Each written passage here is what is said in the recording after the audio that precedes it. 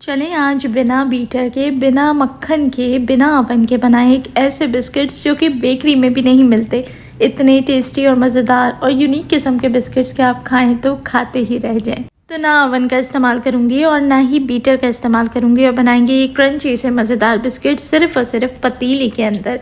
बिस्मिल्लाहिर्रहमानिर्रहीम, अस्सलाम वालेकुम and welcome back to my YouTube channel. मैं हूँ सिद्रा और आज आपके साथ शेयर करूंगी बहुत ही क्रंची से ज़ेब्रा पैटर्न बिस्किट्स। चलिए जी रेसिपी शुरू करते हैं।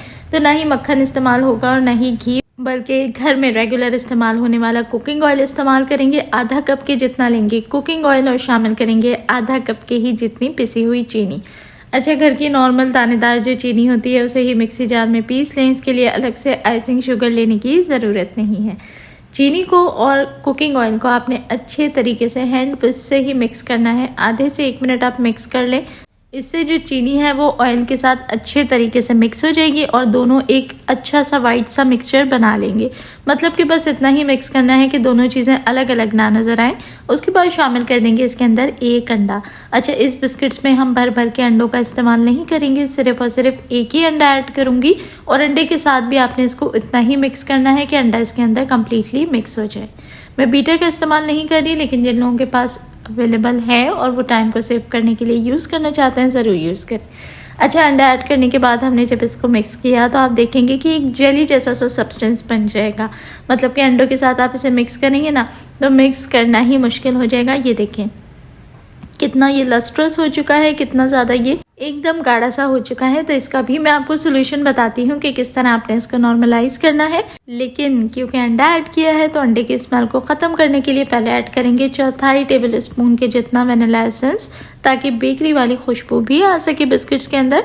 और फिर हम ऐड करेंगे 1/4 कप यानी सिर्फ 1/4 कप के जितना दूध और वनीला एसेंस को भी आपने इसके अंदर अच्छे तरीके से मिक्स करना है। आधे से 1 मिनट ही मिक्स करेंगे तो आप देखेंगे कि जो वो थिक कंसिस्टेंसी थी वो एकदम परफेक्टली सेट हो गई है। मतलब अब ये बिल्कुल नॉर्मल कंसिस्टेंसी पे आ चुका है। अब सारी चीज़ें अच्छे से मिक्स हो चुकी हैं। अब बारी आती है इसमें ऐड करने की मैदा। तो मैदा मैंने इसमें ऐड किया है 1.5 कप के जितना, और अगर ग्राम्स में देखा जाए तो ये तकरीबन 175 ग्राम्स मैदा है। ले लें, उसे अच्छे तरीके से आपने छान के ऐड करना है। बग़ैर छाने बेकिंग की किसी भी चीज़ के अंदर कभी भी मैदा वगैरह ऐड मत किया करें। और साथ ही इसमें ऐड किया है 1 टीस्पून के जितना बेकिंग पाउडर। अच्छा, चुटकी भर नमक भी ऐड करूँगी। इससे जो जायका है, फ्लेवर है, वो बहुत ही खिलकर आता है। और स्पैचुला की मदद से अब सभी चीज़ों को पहले आप मिक्स कर लें।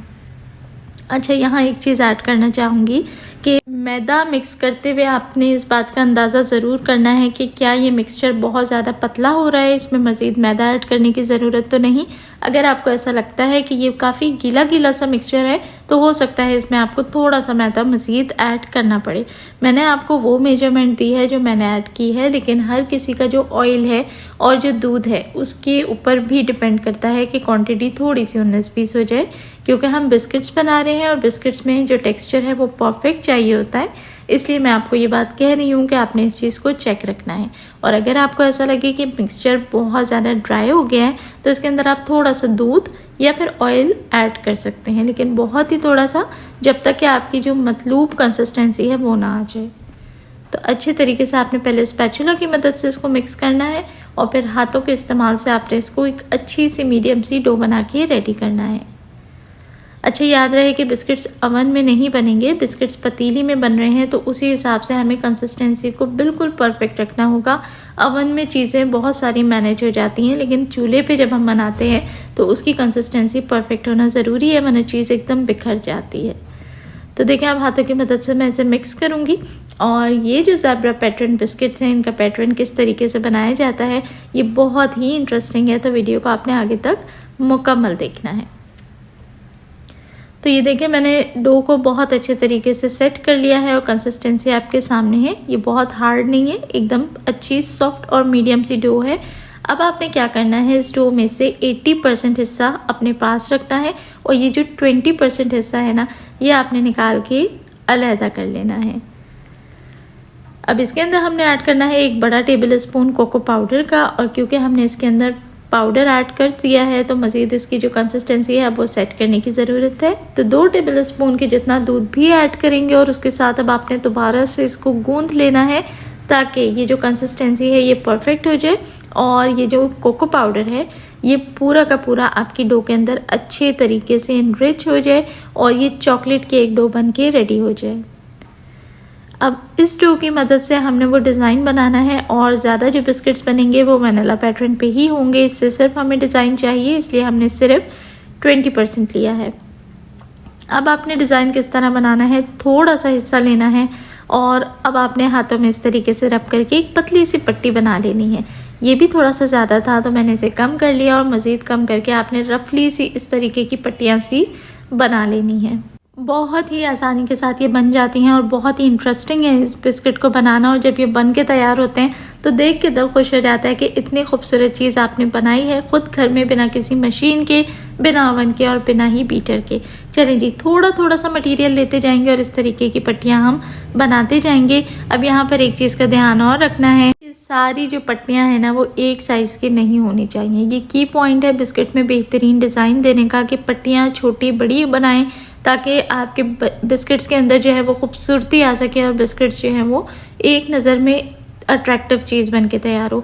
देखें, बहुत सारे बिस्किट्स की रेसिपीज़ मैंने आप लोगों के साथ शेयर की हैं। सादे सिंपल बिस्किट्स भी बनाए हैं, एक से एक डिज़ाइन वाला बिस्किट्स मैंने आपको बनाना सिखाया है घर पे, लेकिन ये डिज़ाइन सबसे डिफरेंट है और इसमें खूबसूरती लाने के लिए आपने सारी टिप्स को फॉलो करना है। चलिए जी, उसी तरीके से मैं पट्टियाँ सारी उससे बना के रेडी कर लूँगी छोटी बड़ी। अब दूसरी तरफ आपने क्या करना है, जो बाकी का वेनिला फ्लेवर वाला डो था उसको आपने लेना है और 2 बटर पेपर के बीच में इस तरह रख के बेल लें। अगर बटर पेपर अवेलेबल नहीं तो इसकी जगह प्लास्टिक का शॉपर इस्तेमाल कर सकते हैं। उसको 2 जगह से कट करके सेंटर से इस तरीके से रख के आपने बेल लेना है और थिकनेस भी देख लें कि इसमें मैंने मोटी थिकनेस रखी है और वो किस वजह से रखी है, आगे वीडियो में आपको उसकी वजह समझ में आएगी। फिलहाल आपने क्या करना है, काम को आसान करने के लिए यहीं पर आपने स्क्वायर शेप में एक बड़ा सा स्क्वायर निकाल लेना है और ये जो एक्स्ट्रा है ना इसको रिमूव कर दें और दोबारा से इसको आपने गूंद के इसी तरीके से स्क्वायर बनाकर मज़ीद बिस्किट्स बना लेने हैं। यहाँ तक रेसिपी बहुत ही सिंपल और आसान है, आप आराम से फॉलो कर लें। अब यहाँ पर आप देखें कि जो पट्टियाँ हमने बना के रखी थी वो आपने अपनी मर्ज़ी से किसी भी हिस्से में थोड़े थोड़े गैप के साथ इस तरीके से अरेंज करनी है। साइज़ जो छोटा बड़ा रखा था उसी पैटर्न को फॉलो करना है। इस तरीके से बहुत क्लोज नहीं करना, थोड़े थोड़े गैप के साथ रख दें। उसके बाद आपने इसके ऊपर बटर पेपर रखना है, हल्का सा हाथों से प्रेस करें ताकि ये इसके ऊपर सेट हो सके और बेलन की मदद से आपने इसको हल्का हल्का बेल लेना है। अब देखें, बिस्किट की जो थिकनेस हमने रखी थी वो इस टाइम पे बेलने के बाद हल्की सी कम ज़रूर होगी, लेकिन इसके साथ हमने बहुत तेज़ हाथों से बहुत दबा के नहीं बेलना कि ये बिल्कुल बिस्किट के अंदर सेट हो जाए, ऐसा नहीं करना।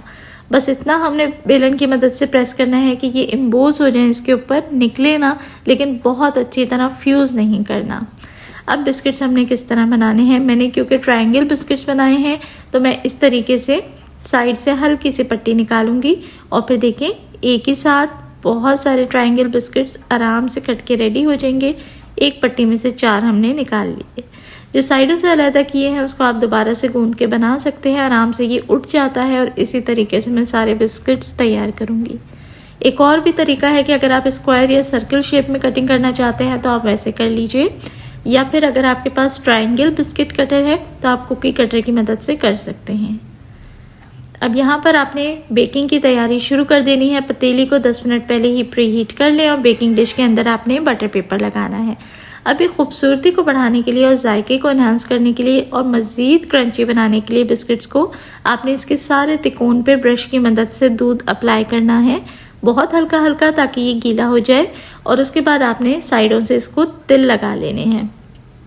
तो सफ़ेद तिलों से मैं दूध में डिप करने के बाद इसे कवर करूँगी सिर्फ साइड्स को, ताकि हमारे बिस्किट्स के अंदर क्रंच आ जाए, एक नया फ्लेवर ऐड हो जाए और ख़ूबसूरती भी आ जाए।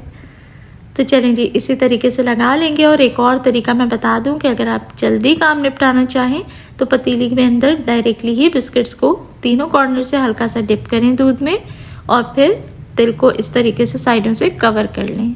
और यहाँ मैं एक चीज़ बता दूं कि अगर आप सादे बिस्किट्स बना के इसी तरीके से बेक कर लें, वो सारा जायका एक तरफ और तिल लगाकर इसको बेक करने के बाद इसका जायका एक तरफ, बहुत ही क्रंची और खस्ता बनते हैं, एकदम मज़ेदार। तो इस स्टेप को आपने मिस नहीं करना।